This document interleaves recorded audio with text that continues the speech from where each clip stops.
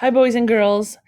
I am going to read to you a story. This is the first book that we got for the first book grant. And this is a first story in a series called The Weird School.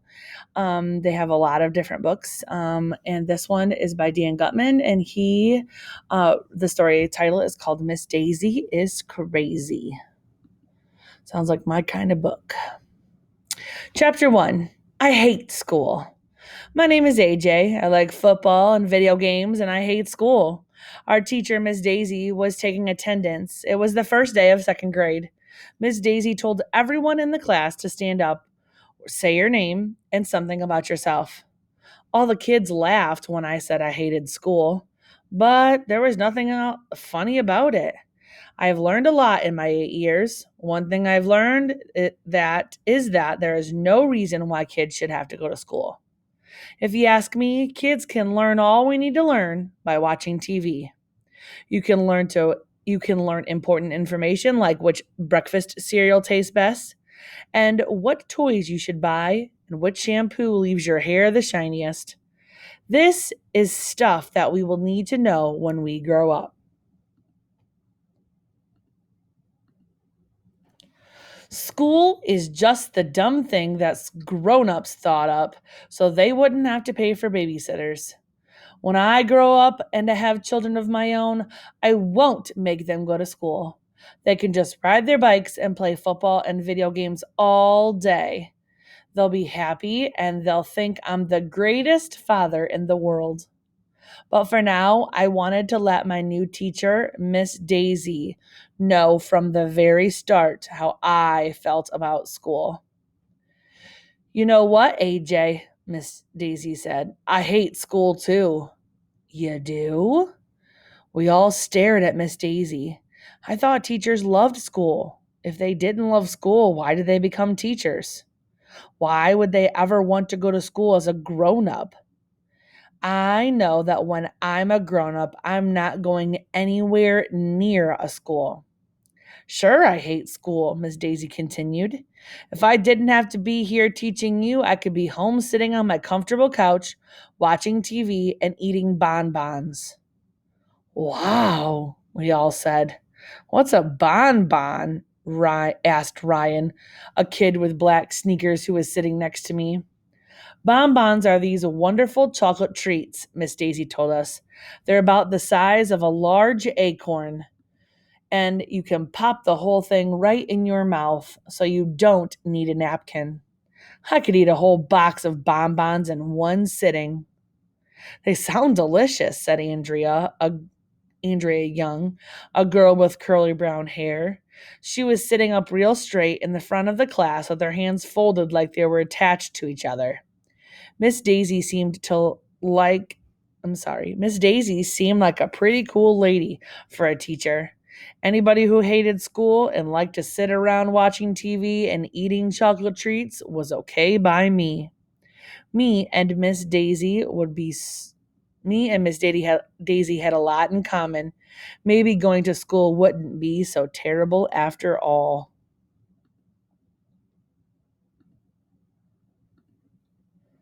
Chapter 2. Dumb Miss Daisy and Principal Klutz. Miss Daisy said it was time for us to clear off our desks and see how much we knew about arithmetic. Hey, just to let you know, arithmetic is another word for math. Ugh, if I gave you 58 apples, said Principal Klutz. If I gave you 58 apples and Principal Klutz took 28 of them away, Miss Daisy asked, how many apples would you have left, AJ? Who cares how many apples you had left? I said. I hate apples.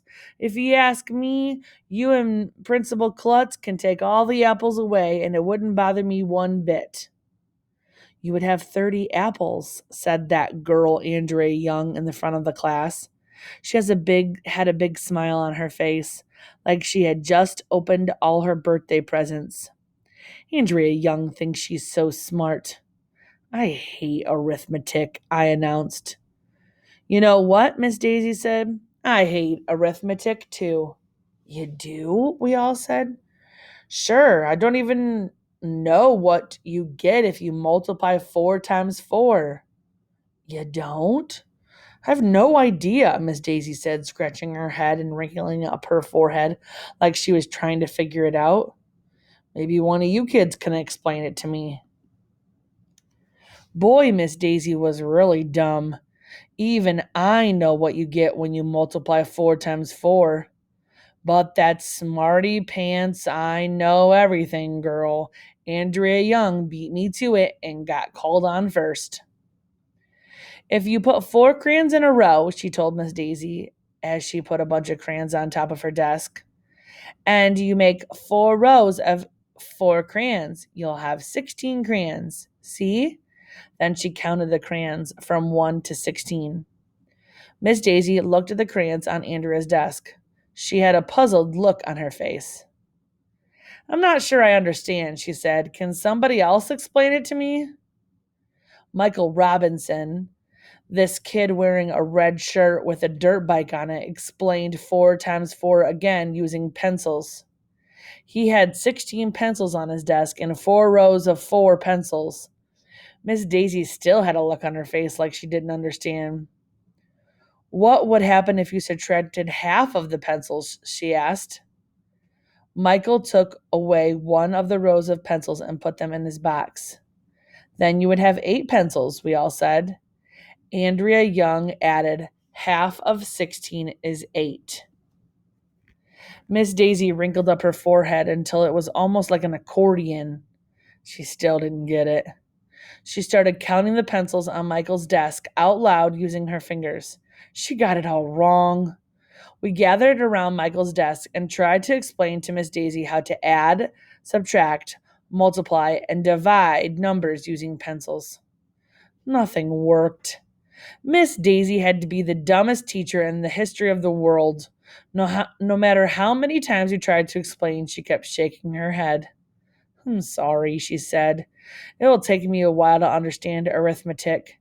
Maybe you can explain it to me more tomorrow. For now, we have to clean off our desks because Principal Klutz is going to come in and talk to us. I know all about principals. My friend Billy from around the corner, who was in second grade last year, told me that the principal is is like the king of the school. He runs everything.